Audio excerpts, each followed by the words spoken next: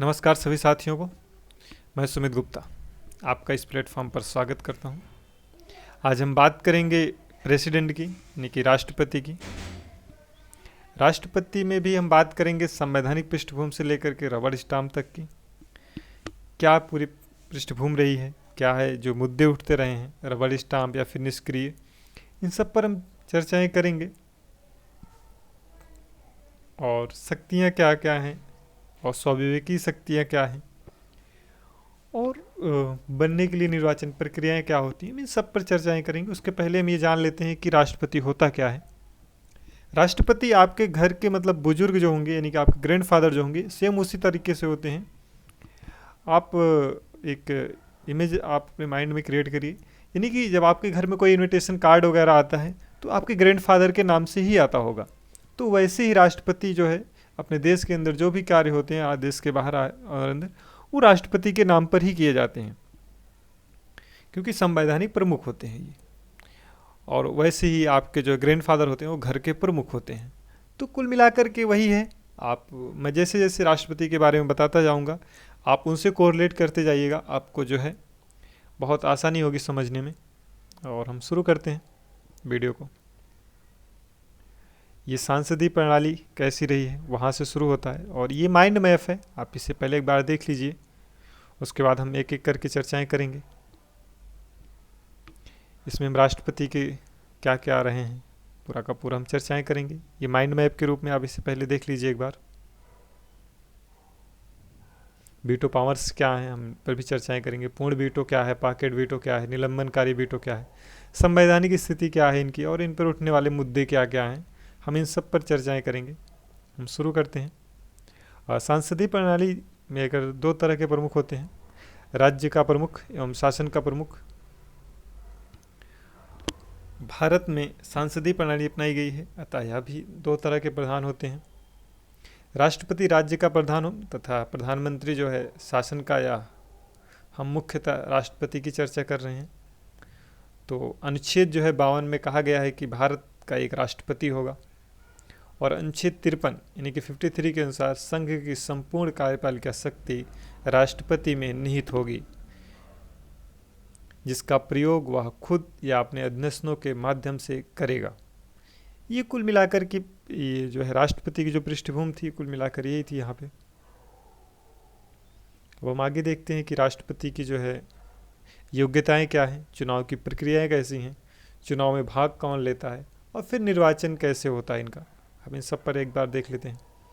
योग्यताएं में देकर देखें तो वह भारत का नागरिक होना चाहिए और 35 वर्ष की जो है आयु वो पूरा कर चुका हो। चुनाव की प्रक्रिया अगर देखें तो भारत में जो है चुनाव प्रक्रिया अप्रत्यक्ष रूप से होती है।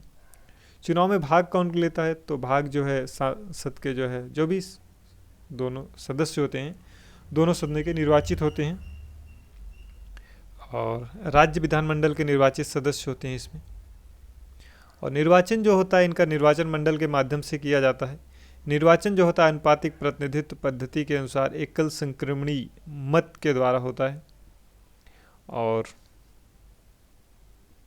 आगे हम चर्चाएं करते हैं। राष्ट्रपति की अगर शपथ की बात करें तो मुख्य न्यायालय के न्यायाधीश के द्वारा दिलाई जाती है इन्हें। इनका जो कार्यकाल होता है वो 5 वर्षों के होते हैं, और इनका त्याग पत्र जो है अगर राष्ट्रपति अगर देना चाहे तो वो उपराष्ट्रपति को जो है दे सकता है। जो है हटाने की जो प्रक्रिया है महाभियोग है इनके। और राष्ट्रपति के वेतन और भत्ते जो है समय के अनुसार परिवर्तित होते रहते हैं। आप इन्हें जो है वर्तमान डेटा के अनुसार देख सकते हैं, आप गूगल पर सर्च कर लीजिएगा। विधायिक शक्तियाँ क्या है इनकी, और राष्ट्रपति के कार्य और शक्तियों को अगर हम देखते हैं तो सबसे पहले तो आ जाता है विधायिक शक्तियाँ ही देखनी पड़ती हैं हमें। सांसद के सत्र को आहूत करना यानी कि बुलाना। संसद के सत्र की शुरुआत राष्ट्रपति के भाषण से होती है। लोकसभा को भंग करना अनुच्छेद 85 के अंतर्गत। संयुक्त अधिवेशन की सूचना जारी करना और अध्यादेश जारी करना यानी कि जो है ऑर्डिनेंस जो है, ये सब जो है विधायी कार्य के अंतर्गत आएंगे जो है राष्ट्रपति के।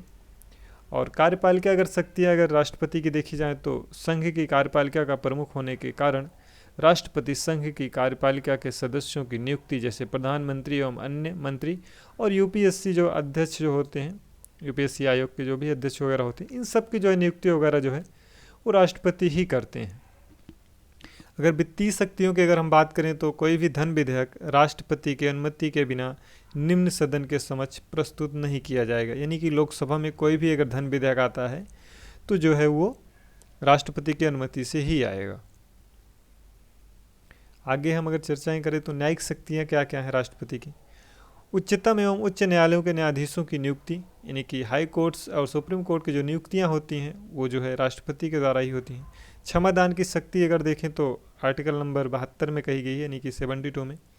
विश्व के लगभग सभी लिखित संविधान अपने कार्यपालिका प्रमुख को शक्ति क्षमादान की देते हैं। इसका मुख्य उद्देश्य अंतर न्याय होगा यहाँ पर स्थापित करना है। भारत का संविधान एक लिखित संविधान है, इसीलिए भारतीय संविधान अपने कार्यपालिका प्रमुख को क्षमादान की शक्ति प्रदान करता है। इसका प्रयोग करके राष्ट्रपति किसी भी दंड का पूर्ण रूप से माफ़ या संक्षिप्त तथा उनके स्वरूप में परिवर्तन कर सकता है। यानी कि ओवरऑल है क्या, यानी कि आप बुजुर्ग अपने घर की अगर तुलना करें तो ये चीज़ें आपको वहाँ पे दिखेंगी, फिर हम आगे और स्पष्ट कर देंगे इन चीज़ों को। सैन्य शक्ति के रूप में अगर देखें तो राष्ट्रपति के पास क्या क्या होती हैं। राष्ट्रपति भारतीय सेना का सर्वोच्च पदाधिकारी होता है और इसलिए उसे जो है सुप्रीम कमांडर ऑफ आर्मी कहा जाता है। यानी कि हमारे देश में जो भी सेनाएं पाई जाएंगी, यानी कि थल सेना, वायुसेना और जल सेना, उन सब का जो प्रमुख होता है वो राष्ट्रपति ही होता है। और क्या है इसमें, राष्ट्रपति की आपातकालीन शक्तियां भी हैं कुछ। आर्टिकल नंबर जो है 352 में राष्ट्रीय आपात यानी कि नेशनल इमरजेंसी जो है, जिसका प्रयोग 3 बार किया गया है। 1962 में चाइना के युद्ध में, 1971 पाकिस्तान में कि युद्ध जब हुआ था, और 1975 से लेकर के 78 में जब इंदिरा गांधी गवर्नमेंट थी तब जो है ये राष्ट्रीय आपातकाल लगे हुए थे हमारे यहाँ। और आर्टिकल नंबर जो है 356 यानी कि 356 में राष्ट्रपति आपात है, जो कि जो है 100 से ज़्यादा बार प्रयोग किया जा चुका है ये। और 360 यानी कि वित्तीय आपातकाल है, जो अभी तक जो है प्रयोग में नहीं हुआ है, या यह जो है संवैधानिक तंत्र की विफलता के फलस्वरूप लगते हैं। ये कुल है। अगर वीटो पावर की अगर हम चर्चाएं करें तो इसका अर्थ होता है कि हस्ताक्षर को सुरक्षित रख लेना, यानी कि जो भी सिग्नेचर के लिए राष्ट्रपति के पास जो भी जो है कानून वगैरह उनके पास जाएंगे, वो जो है अपना अंतिम अनुमोदन देने के लिए उस पर हस्ताक्षर ही नहीं करेंगे और वो कानून नहीं बन पाएगा। इसी को जो है वीटो कहते हैं। इसमें 3 प्रकार के हैं, पूर्ण वीटो हैं, पॉकेट वीटो हैं और निलंबनकारी वीटो हैं। इन सब की आप चर्चाएं थोड़ी बहुत ऐसी ही हो जाएंगी इसमें, और आप बहुत डिटेल में इनको जानने के लिए आप जो है किसी बुक का सहारा आप ले लें। संवैधानिक स्थिति क्या है इनकी, यानी कि राष्ट्रपति जो है हमारे यहाँ जो इनकी संवैधानिक स्थिति क्या क्या है, हम इसकी भी एक चर्चाएं कर लेते हैं यहाँ पे। संविधान सभा के सदस्यों के दृष्टिकोण का मूल्यांकन करें तो राष्ट्रपति को वास्तविक कार्यपालक के रूप में स्थापित करना नहीं चाहते थे, बल्कि वह नाम मात्र के कार्यपालक के रूप में स्थापित करना चाहते थे। क्योंकि यदि वे राष्ट्रपति को वास्तविक कार्यपालक के रूप में स्थापित करना चाहते तो वह स्वतंत्र भारत के लिए अमेरिका के अध्यक्षीय शासन प्रणाली को अपनाते, लेकिन स्वतंत्र भारत के लिए यदि उत्तरदायी शासन के रूप में सांसदीय शासन प्रणाली की स्थापना की तो उनका उद्देश्य राष्ट्रपति को नाम मात्र का कार्यपालक बनाना था। इसीलिए राष्ट्रपति की स्थिति ब्रिटिश सम्राट के साथ गरिमा एवं सम्मान की है, वह नाम मात्र का कार्यपालक है, ना कि वास्तविक। यानी कि आप अगर मैं यहाँ पे कहूँ तो आपने घर के जो बुजुर्गों की मैंने आपको स्टार्टिंग में बताया था, आप वहाँ से तुलना करके अगर इसे देखेंगे तो बहुत अच्छे से समझ में आ जाएगा। यानी कि आपके घर के जो आपके ग्रैंडफादर वगैरह होते हैं उनका निर्णय कुछ ऐसे ही होता है। वो घर के तो प्रमुख होते हैं, लेकिन उनके जो है क्या क्या होती हैं आप उसे बहुत अच्छी तरीके से समझ सकते हैं। राष्ट्रपति से संबंधित मुद्दे क्या क्या हैं। पहला मुद्दा तो राष्ट्रपति पर यही उठते रहते हैं कि जो है रबड़ स्टाम्प की तरह है हमारा जो है राष्ट्रपति जो है, ये अक्सर उठते रहते हैं सवाल। ये जो है विदेशी विशेषज्ञों का यह मानना है कि राष्ट्रपति केवल मंत्रिपरिषद के कार्यों में अपना हस्ताक्षर एवं मोहर लगाते हैं। यानी कि हस्ताक्षर और मोहर लगाना ही जो है कहीं ना कहीं इसको रबड़ स्टाम्प की तरह अंकित करते हैं। और ये विदेशी जो है जो विशेषज्ञ हैं वो ये कहते हैं।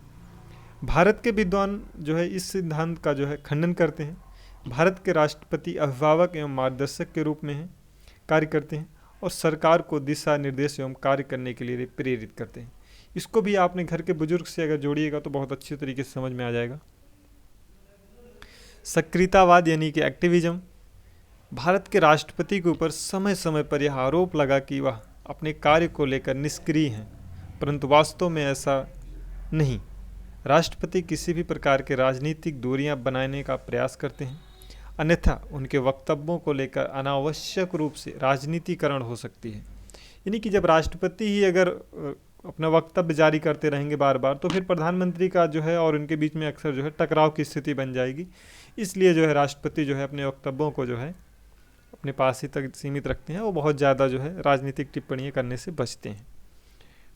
डॉक्टर एपीजे अब्दुल कलाम जो है एक सक्रिय राष्ट्रपति के रूप में देखे गए थे, क्योंकि वह किसी भी राजनीतिक पृष्ठभूमि और अपनी इच्छा से इस पद को प्राप्त नहीं किया था।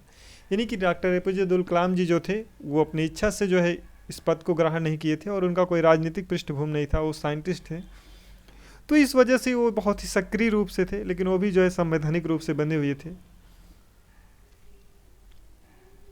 और यह वीडियो आपको अगर अच्छा लगे तो आप लाइक, शेयर एंड सब्सक्राइब करना आप ना भूलें। और हम नेक्स्ट वीडियो में बात जो करेंगे वो ये कि महाभियोग प्रक्रियाएं क्या हैं और निर्वाचन पद्धति क्या है, इनकी हम चर्चाएं अगले वीडियो में करेंगे। और यह वीडियो पूरा देखने के लिए आपका धन्यवाद।